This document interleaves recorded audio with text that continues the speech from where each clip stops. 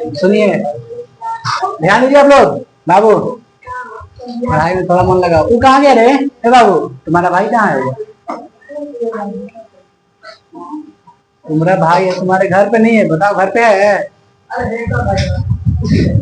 तुम्हारा भाई नहीं है? चलिए, धातु एम और धातु ए पीछे का बकैती करना, बात है, चल कर ये बात यहाँ पे ना। जब क्लास स्टार्ट हो जाता है उस समय आप लोग बातचीत मत किया कीजिए। हमको कोई चीज समझाने में दिक्कत हो जाती है, आपको बढ़िया समझ समझा पाते हैं, है ना?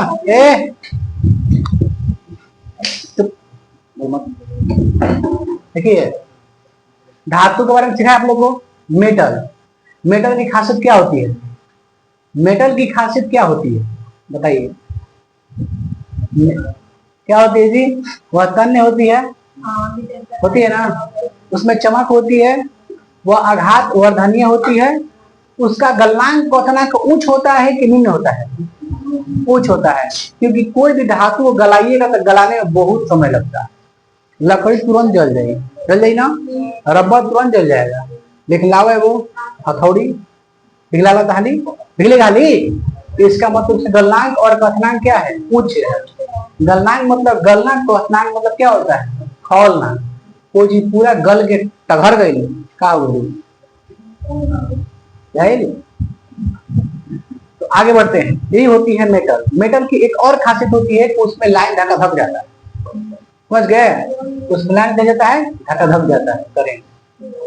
अब लकड़ी में लाइन नहीं जाता है, क्योंकि क्या है? अधातु, नॉन मेटल। नॉन मेटल में क्या खासियत है बाबू? उसमें धातु करंट जाती है कि नहीं जाती है? लेकिन कुछ अपवाद है, इसमें अधातु से अधातु भी है, अधातु भी है, उसमें लाइन भी जाता है ना? ऐसा अधातु भी है और उसमें लाइन भी जाता है। क्या है? ग्रेफाइट। ग्रेफाइट क्या होता है? अधातु। क्योंकि ग्रेफाइट जो होता है ना बाबू, वह कार्बन का एक अपरूप होता है। अपरूप का मतलब ये होता है कि जैसे किसी का बच्चा, समझ लीजिए भाई, मान लो भाई, उसी खानदान को है। कार्बन के खानदान के दो चीज आता है, तीन चीज आता है कार्बन में। एक आता है आपका हीरा, ग्रेफाइट, फुलेरिन्स, गेंद के आकार का होता है। समझ गए? तो आगे हमको चैप्टर में पढ़ना है, कार्बन में पढ़ाएंगे आप लोगों को फुलेरिन्स वगैरह। तो यही होती है खासियत, पर है ना। कुछ धातु ऐसा भी होता है, कुछ धातु ऐसा भी होता है जिसका जो हाथ पे रखने पर ही क्या होता है? पिघल जाता है। उसका नाम बताइए। गैलियम सीजियम नहीं हो सकता है? गैलियम सीजियम हाथ में रखने के मात्र ही क्या होता है? पिघल जाता है। एक होता है आपका पारा। पारा भी क्या होता है? सामान्य द्रव अवस्था में पिघल जाता है, पिघल ना, द्रव अवस्था में जाता है। पारा को बोलते हैं मरकरी। समझ रहे ना? मरकरी, पारा। पारा मेटल होता है, धातु होता है। बताए थे कि एक मनुष्य का टेम्परेचर कितना होता है? 37 डिग्री सेल्सियस। आदमी का जो, चाहे कोई भी व्यक्ति हो, उसका खुद का तापमान कितना होता है? 37 डिग्री सेल्सियस। पीछे बाबू कहा देख रहा है? तुमको समझ में नहीं आ रहा? तो अब्बे से पीछे देख रहा है। नहीं नियत कर तो जा, घूम के आ, जबरदस्ती है। पढ़ाई में जबरदस्ती ना, पढ़ाई में मन नहीं लगता तो नहीं पढ़ना चाहिए। घर पर पढ़े, मन लगते नहीं के कहता रहा याद हो, तो याद कोई और आएगा, आप तुझे याद कर लेंगे तो हो जाएगा। दिमाग में याद कोई और जा रहा, आप तुझे याद कर लेंगे तो हो जाएगा जी। नूर, आप बोलिए, याद होगा? आगे बढ़े हम लोग। तो धातु और धातु के बारे में हम लोग जान गए, ठीक है? धातु के अंतिम कक्ष में कितने इलेक्ट्रॉन होते हैं? 1 2 3। अधातु के 5 6 7। आप लोगों को थोड़ा सा दिक्कत होगा, ठीक है, बट जब थोड़ा बहुत आपको स्ट्रक्चर पढ़ाते हैं तो नहीं दिक्कत होगा, थोड़ा बहुत दिक्कत होगा, लेकिन समझिएगा तो समझ आ जाएगा। तो अधातु का क्या होता है? इलेक्ट्रॉन कितने होते हैं अंतिम कक्ष में? चलिए, यहाँ तो होगा, तो क्लियर ना? धातु और अधातु के भौतिक गुण बता दिए थे, रासायनिक गुण बता दिए थे। उसके बाद हम लोग को क्या पढ़ना था? पोटेशियम और सोडियम को खुले अवस्था में रखे, उसमें आग पकड़ लेता है, क्यों? और उसे केरोसिन तेल में डुबो कर रखते हैं। अधिक अभिक्रियाशील धातु होता है, अधिक अभिक्रियाशील धातु होता है जिसे हवा में छोड़ देने पर उसमें आग लग जाता है। Sodium, potassium, lithium. समझ गया ना? उसका उससे आगे निकलिए। अब पढ़ते हैं बाबू अब क्वेश्चन अगला क्या है आपका, धातुओं में ऑक्सीजन के साथ धातुओं को वायु का धातुओं को वायु में दहन क्या होता है? प्रश्न बोल दीजिए बाबू, प्रश्न बोलिए तो क्या है?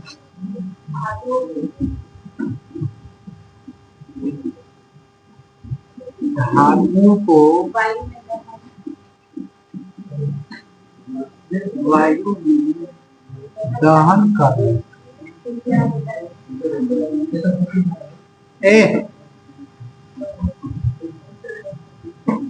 समझिए क्या लिखे हैं, धातुओं को वायु मतलब खुले अवस्था में कोई भी धातु को जलाइए, धातुओं को वायु में दहन करने से क्या होता है?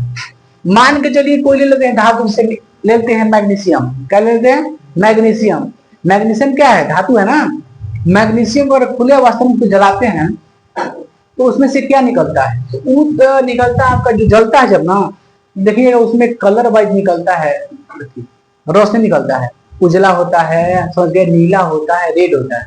लेकिन जब हम मैग्नीशियम को जलाते हैं ना तो उसे श्वेत निकलता है। कैसा प्रकाश निकलता है?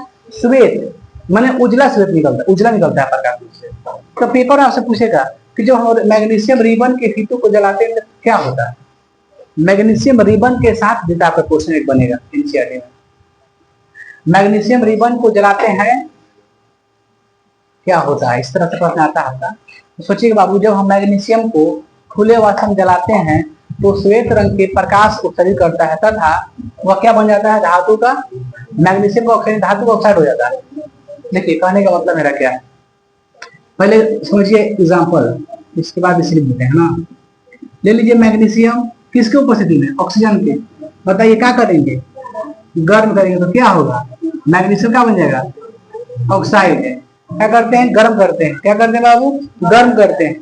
गर्म करते हैं या फिर दहन करते हैं, जलाते हैं, ठीक है, गर्म या दहन। जब हम मैग्नीशियम को ऑक्सीजन की उपस्थिति में जलाते हैं तो क्या बनता है? मैग्नीशियम ऑक्साइड बनता है, समझ रहे ना। और कैसा निकलता है बाबू? श्वेत। श्वेत ज्वाला के साथ क्या होता है? जलता है, समझिए ना। उसका ज्वाला, आपको ज्वाला पढ़ा दिए मोमबत्ती के हिसाब से बना के, याद करो आप लोग। 4 भाग में डिवाइड करके अंतिम आपका क्वेश्चन था दहन क्या है, दहन की शर्तें क्या है, बताए थे आपको। कौन भाग श्वेत होता है, कौन नीला होता है, कौन काला भाग होता है ना। इस तरह मोमबत्ती का फिगर बना के बताए थे आपको, फिगर और पटांग बन गया था, ठीक है। तो इसको लिखे ना बाबू, समझिए ये क्या है? मैग्नीशियम। जिसमें यम रहता है वो क्या होता है? धातु। जिसमें यम लग रहा है वो क्या होगा? धातु। जब मैग्नीशियम को चाहे धातु को ऑक्सीजन रखने को लिखा है इसमें ऑक्सीजन, ऑक्सीजन, देखिए हम पूरा नहीं लिखते हैं ऑक्सीजन, ठीक है। को माने क्या होता है? ऑक्सीजन। ऑक्सीजन के साथ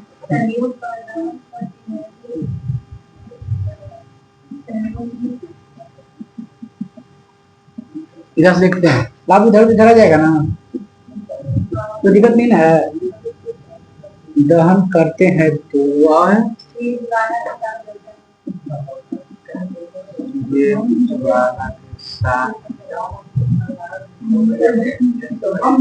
जलता है।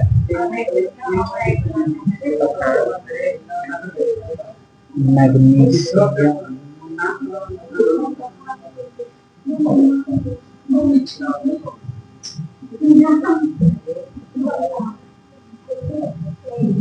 बाबू ध्यान दीजिए आप लोग, जब भी आप लिखिएगा तो पहले आंसर कीजिएगा ना। देखिए क्या लिखते हैं, जब मैग्नीशियम को, एनजी में क्या होता है? मैग्नीशियम। जब मैग्नीशियम को ऑक्सीजन के साथ, बताइए ऑक्सीजन कहाँ से लाएंगे हम? वायु में है भी है उपस्थित, तो पकड़ के लाएंगे थोड़ा नहीं मिलाने के लिए। अरे हम जलाएंगे, जब किसी को हम जला रहे हैं खुले अवस्था में तो उसमें क्या मिल जा रहा है? ऑक्सीजन खुद मिल जा रहा है। जब हम मैग्नीशियम को ऑक्सीजन के साथ संयोग करके मिला के दहन करके जलाते हैं तो वह श्वेत ज्वाला के साथ क्या होता है? जलता है, मतलब उसमें श्वेत ज्वाला निकलता है। बस समझ रहे ना, मैग्नीशियम को जलाने से कैसा ज्वाला निकलता है? श्वेत। बस इसको दिमाग में रखिएगा, क्योंकि हो सकता है कि आपसे पेपर में ऑब्जेक्टिव पूछ ले कि मैग्नीशियम को जलाने से कौन सा ज्वाला निकलता है, कौन किस कलर का? सीवेज द्वारा निकलता है, ठीक है। सभी लोग जानते हैं कि मैग्नीशियम और उस मिलाकर क्या बनेगा, मैग्नीशियम ऑक्साइड बनेगा, इसमें क्या दिक्कत है, समझ रहे ना। एक और आपका है कॉपर, क्या है, कॉपर। अगर हम कॉपर को जलाते हैं, चाहे दहन करते हैं, किसकी उपस्थिति में, ऑक्सीजन से संयोग करके अगर जलाते हैं उसको, चाहे गर्म करते हैं, तो जलता नहीं है वो, क्या नहीं होता है, जलता नहीं है, बल्कि उसके ऊपर काले परत चढ़ जाते हैं ना बाबू। कैसा परत चढ़ जाता है, काला। कॉपर कभी जलता नहीं है, कॉपर पर क्या होता है, काला परत चढ़ जाता है, समझ रहे हैं ना। आप कभी शॉर्ट करके देखिए कॉपर तार का, ऊपर कवर जा जाता है उसका, ब्लैक ब्लैक हो जाएगा, समझ रहे हैं ना। तो एक और एग्जांपल लेते हैं, क्वेश्चन आपका रहेगा,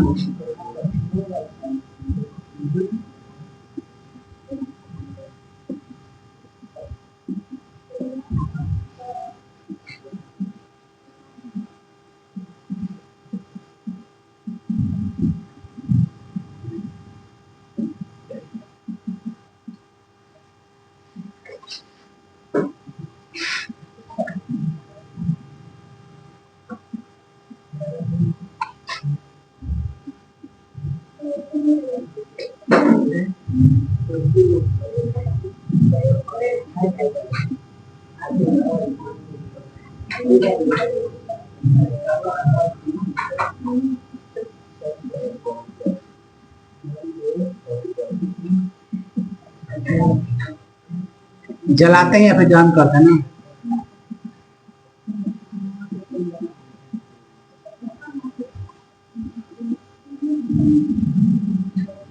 बल्कि उसके ऊपर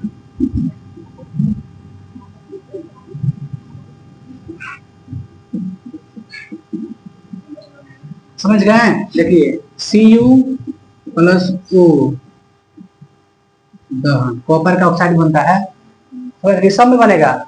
मैग्नीशियम को ऑक्सीजन से मिलाएंगे तो जानते हैं सब ऑक्साइड बनेगा, धातु ऑक्साइड बन ही जाएगा, क्या समझे। ये हो गया चीज, धातु का ऑक्साइड हो गया। प्रश्न है आगे आपका क्वेश्चन बाबू है, उभयधर्मी ऑक्साइड क्या है, क्या पढ़ेंगे, उभयधर्मी ऑक्साइड क्या है। आप बताइए, यदि धातु को अम्ल से अभिक्रिया कराएंगे तो क्या बनेगा, आप बताओ। लवण बनेगा ना, सभी को जानता है। यदि धातु को क्षार से कराते हैं अभिक्रिया तो क्या बनता है। तो हमको ऐसा एग्जाम्पल लेना है जो धातु को अम्ल से अभिक्रिया करने पर और क्षार से अभिक्रिया करने पर, दोनों स्थिति में यानी दोनों कंडीशंस में क्या बने, एक ही चीज बने, क्या बने, लवण बने। समझ बात को हम बता रहे हैं। उभयधर्मी ऑक्साइड क्या किसे कहेंगे, यदि धातु को अम्ल और क्षार से अभिक्रिया कराने पर दोनों स्थिति में क्या मिलता हो, लवण की प्राप्ति होता हो, उसे कहते हैं उभयधर्मी ऑक्साइड। समझ रहे बात को बता रहे हैं। अम्ल से कराने पर क्या बने, लवण बने, और फिर अगर क्षार से करते क्या बने, लवण बने। तो दोनों कंडीशन अगर बन रहा है तो दिया गया एग्जांपल्स क्या होगा, उभयधर्मी ऑक्साइड। हर अभिना के दो जोन में ले लो तो समझ ना, उसके लिए एग्जांपल बनाया गया है। कोई ऐसा उदाहरण बताइए जो दोनों से अभिक्रिया कराने पर क्या बने, लवण बने, समझे ना, उसे क्या बोलेंगे, उभयधर्मी ऑक्साइड बनेंगे। इसे मिटा के उसको लिख दें, चलिए उधर लिखाएगा नहीं।